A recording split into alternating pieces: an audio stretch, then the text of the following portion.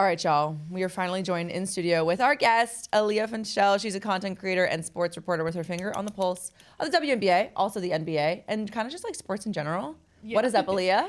Oh my gosh, it's been a crazy 24 hours, but I'm happy to be sitting down here with you guys to debrief everything. Yeah, thank you so much for joining us bright and early, because we know you were booked and busy last night. You were. Yes. You were on the orange carpet. Like, take us a little bit through your day, because what time did you start getting ready, the whole process? I did see you went to the Empire State Building thing. Yes. Oh my gosh, very early. My day yesterday started at, I'm a full glam type of girl, so I don't just like roll out of bed. No, so me either. I woke up at like 6:15 to get ready to make sure I would be at the Empire State Building on time, because they get those draftees like they're bright and early. Yeah. Like, they all looked so tired. They all looked so tired. I felt bad for them, but it was fun. Always like a good tradition. And then I went home, took all my makeup off, and like got ready for the orange carpet. Yep. I was able to do interviews on the orange carpet, but I also had a very interesting piece of content that we can get into with Paige that I also had to film. Okay. So basically, I worked with DoorDash, and they gave me her order from the night of the championship game. She placed an order on DoorDash. Amazing. It's like $700. And so we did a fun piece of content because she's a huge DoorDash fan. And so that was just a really cool way to show how brand activations come to life with like a content creator and athlete. So I thought that was like a really cool piece of content. What was her order? It was like 100 boneless wings. I know people are like making fun of her that it was boneless. That's hilarious. And like 12 sides of like the veggies or whatever. It was crazy. Balance. It's all about balance. Yeah. So, but that was like a really fun piece of content. And then I just covered the whole draft, like behind the scenes of everything. So, yeah. Who was your favorite interview on the orange carpet? Ooh, I like Kiki Iriefin a lot. Her fit was. That dress. Yeah. Her mom was like right behind us when she was, she didn't even get drafted yet. She was like interviewing. Or she was on like the pregame show of ESPN. And she was like filming her, and she's like, "That's my baby." And I was like, "Oh my God, I feel like that's my baby." She looks so cute. She's beautiful. She's so poised. Love it. She's amazing. So she was definitely my favorite. I mean, the Paige one was amazing, but I also did some content with the current UConn players. So AZ they were all there. KK Arnold. I had them blind rank Paige's memes, like, because Paige is a very memeable person. Yes, like the 100%. Internet loves to take everything she says and run with it. Yep. So I had them blind rank her viral memes. That's incredible. I have that to edit today. That's so funny. That's incredible. You did mention before we started taping that you have been to the WNBA draft, I guess, for the last 2 years, and you said it's changed a lot. Can you tell us a little bit about that? Yeah, my first draft was in 2023, and it wasn't open to fans, so there's no fans there. And obviously across socials, like, there's definitely some interest, but I mean, the last 2 years have just taken off. But I think something that gets lost on people is obviously Caitlin Clark and Paige Beckers have had massive eyes on the WNBA, but there was a demand for it like for years before they came. And even in 2023, there were people saying, "Why isn't this open to fans? Like, please have fans here. Please give us more coverage." So, but just seeing the growth over the last few years has been insane, and it's just going to keep on growing. Yeah, I feel like that's the most exciting part, is like, it's not even the tip of the iceberg. Like, there's so much more to get into and to like just promote. And I feel like half the people didn't even know like WNBA draft was last night. And it's like, no, we got to make it more publicized, more known, bigger events. So Exactly. yeah, it was really great last night. So, okay, obviously Paige Beckers, number one overall. Everyone kind of knew that was going to happen. Yes. What did you think of, first of all, she had two fits. She had one on the orange carpet, and then she changed before she got called up on stage.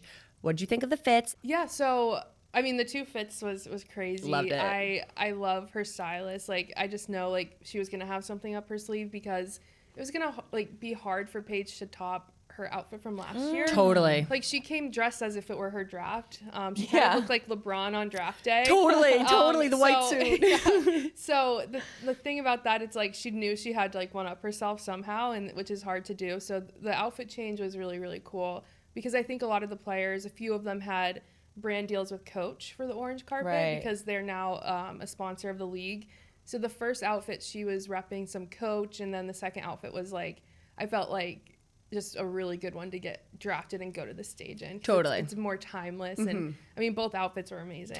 I did see the bag that she was carrying on the orange carpet, and I was like, I missed it. I know it's like a statement piece. It was like a little bit of a bigger bag, and I was like, see, I get that. Girl can't leave her house without a big bag. That's me to my core. Exactly. So, and then with her in Dallas, I mean, a lot of people were kind of nervous because it's like, okay, like it's the worst teams that always get the best picks, but Dallas had a really big offseason. They acquired some really great players. Dejanay Carrington, one of my favorites. So they had a really good offseason and free agency, and then I feel like she's going to a team that looks a lot different than last season, so, which is good. Well, I kind of wanted to talk more about fits and just like who we saw, because I mean, we had.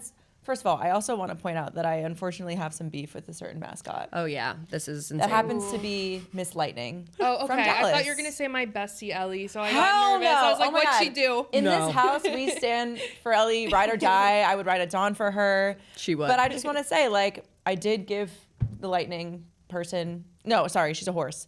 Gave her a high five because I felt forced to. But she just can't do what my girl Ellie does. Yeah. No. The People ponytail have was looking a little tried. tacky. I can't See, lie. I didn't see her, or else I probably would have given her the side eye. 'Cause Ellie's my best friend, so. I know. I saw Ellie. She was kind of like rocking. She was seated in the media section, which I found very funny. Like she was just kind of like taking a break by herself, and she was like dancing in her seat. Yeah, she was vibing the whole time. Yeah. It was incredible. Also, we saw. We saw Russell Westbrook. Yes. He was literally right behind me. Caroline Wow. squeezes my arm. And I'm like, what? Like, I was like, okay, the guy in the Canadian tuxedo. I was about to compliment his outfit because I was like, oh, you look sick. That's so funny. Also, Like, today I'm in a Canadian you're tuxedo. in honor of him. channeling that. Yes, Yes, an homage. of course. Yeah, no, there was a moment where I was like, Blake, I'm going to kill you because you can't take the subtle clue of me squeezing your arm, I being literally- like, what? that That's there's so someone funny. important here. And she was like, what? And Russell Westbrook was like walking by us, and I was like, it's Russell It's just like a name that I hear, but I could not put a face. It's so weird seeing them in real life, but he actually styled Georgia Amore. Yes. And Georgia's amazing. Like, she is just like so outgoing. She's Yeah. like, I saw her Saturday. I did some interviews with the draftees, and she was just like, ask me any questions when you see me on the carpet. Like, I will answer anything. She's so like, funny. She was Yeah. like talking about her quads, like what got her here. She was like, my quads. yeah, so like the Russell Westbrook thing was really cool. And I mean, I always love seeing like players from different sports coming to support. So that was really a really cool moment. Yeah. We was also amazing. did see Ashlyn Harris, who like Oh yeah. it was so odd. Caroline this thing kept happening to her last night, where like people would recognize her, I guess, for Definitely not they recognizing thought me. they knew her, so they'd be like, "Hey, how are you?" Maybe and that we just happened with her. we just like held eye You know contact what for a it little is? too long. It's What? because you look like Allison Stoner. Totally. Oh, I could see it. I could You could see see that. it, right? Wow.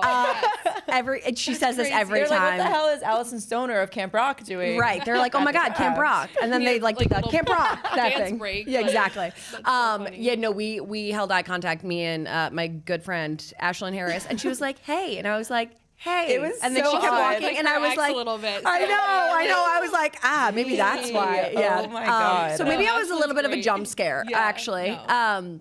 But okay, you also went to Paige's after draft party. Right.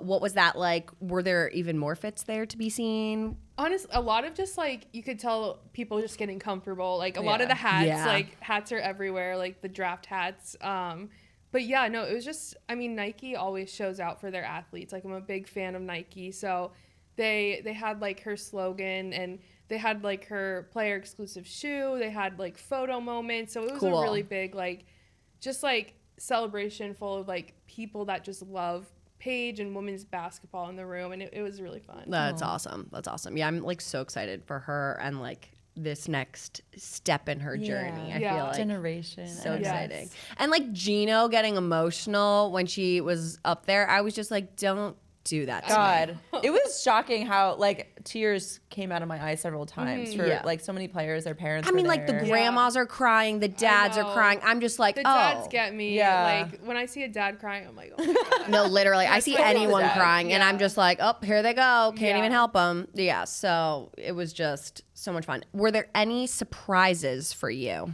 I wouldn't say like surprises, but like it was more like where I was like, oh, I actually didn't predict that, but it makes a lot of sense. Okay. Like, Anissa Morrow going to Connecticut, I think that's a great fit. especially because they're definitely in a rebuilding year. So I think that she will really shine through there. And then I like Haley Van Lith, even though she went 11th. Like, she's going to the sky. She gets to play with Angel again. And, you know, Angel's the one that said it. It's not about like when you go, it's where you go. Totally. So I think that was like one that I was just like, oh, okay, like this is good. It works out. Yeah. So.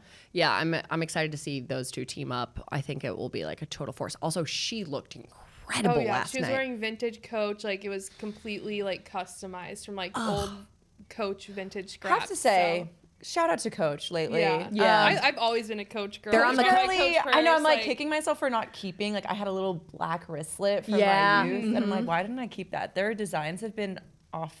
Here's the thing. This is what makes me a hoarder at heart, because I know everything comes back around. So I'm like, I can't throw it away. Yeah. And I'm then entering that right it's now. bad. I'm realizing. It's not good. Yeah. It creates a true hoarder in you. Okay, last one for you. Okay. What did you think about the shout out that Paige gave to her teammates? And she was like, you should draft them. And then they ended up getting drafted. Yes. So fun fact, that was actually my second year in a row covering someone getting drafted out of the audience. I was the one that got the video of Kate Martin last year. Amazing. She was sitting behind me. And so this year my little spidey senses were tingling and I'm like, I feel it. And I can tell, like, it's the camera crews around, like it's kind of like side eye. I'm like, okay, like something's happening. Yeah. And so to see Caitlin Chen get drafted out of the crowd to go to the same team that Kate Martin's now playing on was really cool. I'm a big supporter of the Ivy League. Like, they have great talent. Caitlin Chen came from Princeton before UConn. And so excited for her. But then a bigger surprise right after, too. And, like, just seeing, like, the UConn seniors have that storybook ending to, like, not only the championship, but then they all got drafted. Like, it was really cool. Yeah, Oh my God, incredible. you put it perfectly. It really was like that. Yeah. Okay, wait, last question. Like, I know with the NFL draft, the player gets a call, right? And that's how they know ahead of the announcement that they're getting drafted. Does anything like that happen with the players? See, I feel like with like the whole Kate Martin thing, she really had no idea until like someone from the WNBA is like, you need to move from your middle seat to your aisle seat. Oh my like, gosh. Right now. And so like the next few picks, she's like, am I going to get picked? But I think I'd pee my pants. Yeah. But the people that get invited, like the WNBA invites like I think 15 players and they have a good like, idea sense of when they're getting drafted. And I think they get a tip ahead of time because I was sitting behind Jalen Suggs and right before Haley, like as soon as Kathy like walked up to the podium for that pick, they started recording. So I'm like, I'm like, they had to have known. Yeah. So, okay. That's very interesting to me because I'm always like, how do they know? Do they know? Is it a total surprise? I need to look into it more because I'm like, we need some like investigative reporting. I know. Definitely. I like that you said you referred to your spidey senses. I do want to talk about the CBA, which is like basically going to be renegotiated later this year. And so some players, like Angel Reese, in the offseason have been like, you know, we're willing to strike if we have to. We might sit on the sidelines. So what do you see on the horizon for pay and just like overall compensation for players especially in the WNBA? Coming off of Paige's 3-year contract with Unrivaled? Yeah, I mean, even the players that played in Unrivaled, like Unrivaled just did everything right between the player contracts, but also off the court. They all got like equity or ownership in the league and even just the resources in general. Like, you'd be surprised. Some of these teams in the WNBA still don't have practice facilities that are like up to what they should be.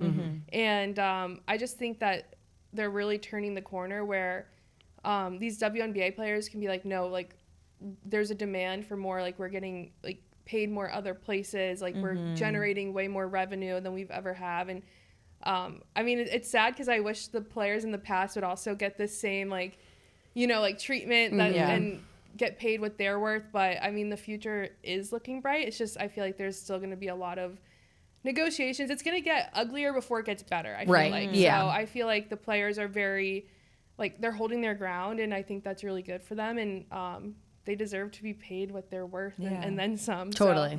So, but yeah, I think it's going to be just a lot of like high top level negotiations before the CBA gets figured out. Yeah, it reminds me a lot of like the women's national soccer team when they had to kind of really vie for all of that equal pay and just like the correct compensation. So it's kind of like a tale that we've seen time and time again. A tale as old as time as you. I literally say. stopped myself from saying She it. has been like Asshole. saying that constantly. I don't It's know like a tick why. at this point. I don't know. Yeah, it is a I tick. have like I've been saying I said side-eye twice already. This is the third time. So I didn't mean clock like it, so- okay, Yeah, good. no, all but good. I do the same thing. Don't worry, tale as old as time. But yeah, so I think we're just going to continue to see women's leagues advocate for themselves, which is great. Like that's what we want. Absolutely. Yeah.